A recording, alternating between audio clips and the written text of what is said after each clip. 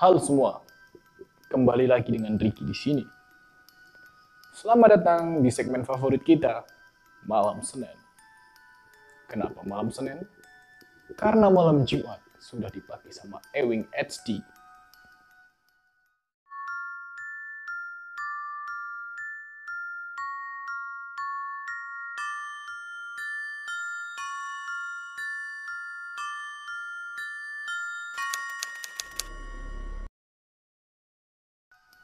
Di episode yang kedua ini, saya akan menceritakan sebuah kisah yang seram tentunya. Sebuah kisah nyata tentang teror, hantu, kepala buntu. Dikisahkan pada tahun 2000-an di sebuah desa yang bernama Desa Jeruk Bali. Cerita ini bermula ketika ada seorang warga yang menemukan sesosok mayat. Mayat tersebut terbujur kaku dengan kondisi yang sangat memprihatinkan. Ia tergeletak begitu saja tanpa kepala. Ya, tanpa kepala. Tidak ditemukan identitas apapun yang melekat di tubuhnya. Hingga akhirnya, para petinggi desa waktu itu memutuskan untuk memakamkan mayat tersebut saat itu juga. Pada malam hari, seperti biasanya, warga desa Jeruk Bali selalu melakukan kegiatan ronda bergilir tiap malamnya. Di malam itu, kebetulan si Ujang dan Sandemen yang dapat giliran berjaga. Mereka berjaga sembari membicarakan tentang penemuan mayat tadi pagi. Di tengah perbincangan mereka, tiba-tiba saja muncul sosok hantu kepala buntung di hadapan mereka. Ujang pun lari terbirit-birit meninggalkan Sandemin yang terpaku menatap sosok tersebut.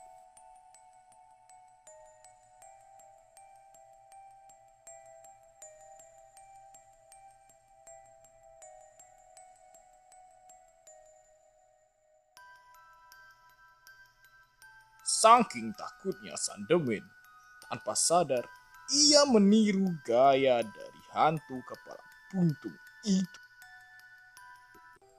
Di malam yang lain,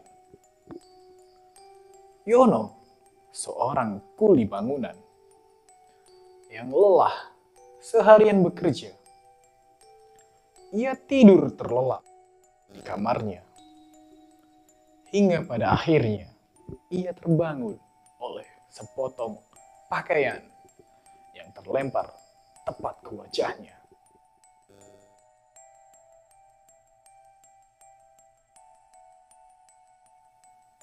Dengan terheran-heran, Yono memungut pakaiannya yang berserakan di mana-mana.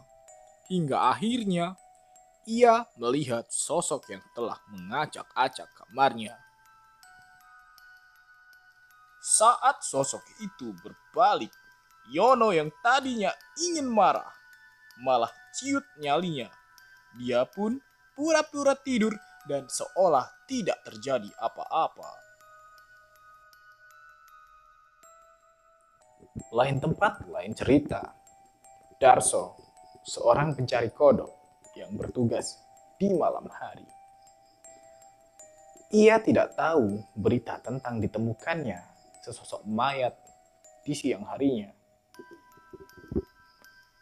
Ya, karena Darso dari pagi sampai sore hari itu kerjaannya hanya tidur. Ya malu. Ia bertugas di malam hari. Sudah pasti ia sangat lelah.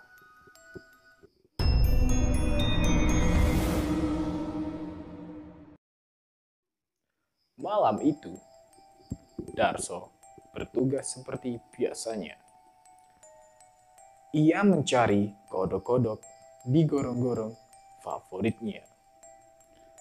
Berbekal sebuah lampu senter dan karung goni, ia berjalan menusuri sudut-sudut desa demi menemukan kodok-kodok terbaik di gorong-gorong favoritnya. Darso berkeliling sekitar desa Ceruk Bali. Dari sudut ke sudut ia mencari kodok.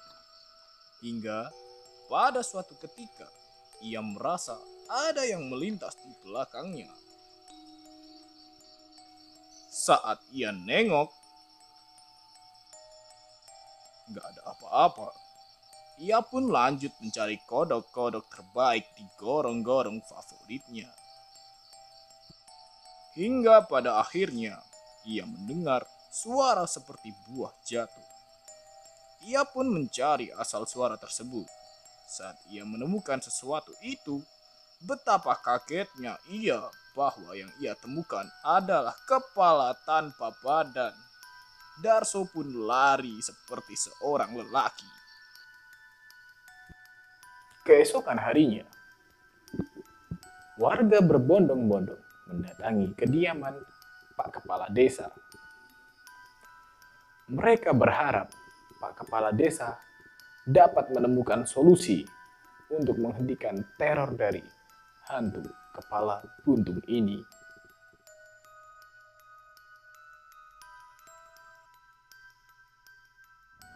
Pak Kepala Desa, oi keluar Pak Kepala, Pak Kepala Desa keluar kau. Ku bakar rumah kau kalau gak keluar. Pak Kepala Desa.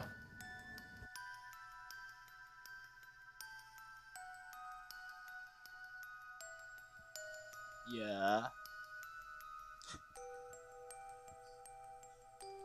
ada apa wargaku? Kepala desamu sudah ada di sini. Pak, kita sedang diteror sama hantu kepala buntung. Lah kok bisa? Ya nggak tahu, kok tanya saya. Ini pasti gara-gara bapak nguburin mayat tanpa kepala kemarin.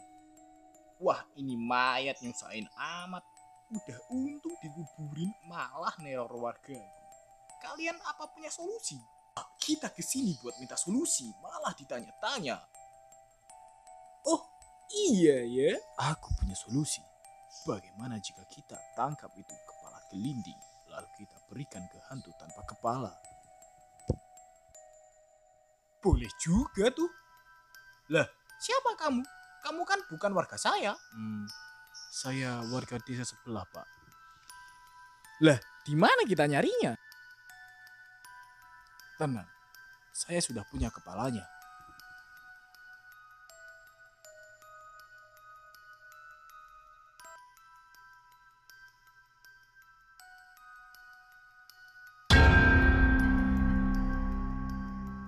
Lah, kamu dapat dari mana? Tadi pas saya mancing di tambaknya bapak, saya dengar suara gerusa-gerusu. Nah, saya carilah asal suaranya.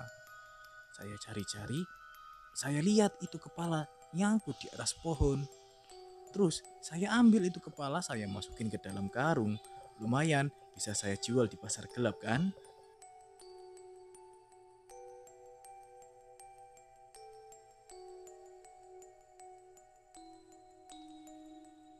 Walah, lah kamu mancing di tempat saya? Kok nggak bilang-bilang ke saya? Udah pak, yang penting kepalanya udah dapet.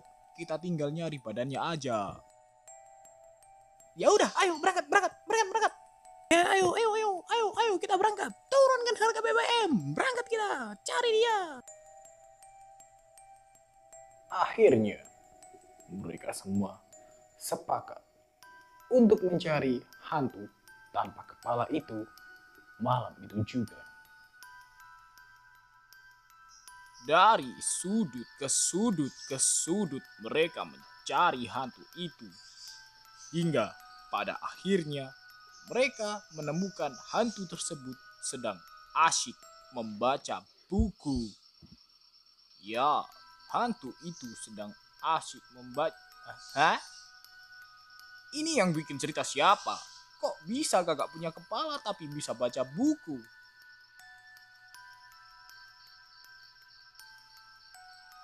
Lah, iya juga ya. Ya udah, kita lanjutin ceritanya. Pak Kades yang memimpin warga pun menegur setan itu dan memberikan kepala itu kepadanya. Kini warga dapat hidup dengan tenang dan hantu kepala buntung itu hidup bahagia dengan kepalanya.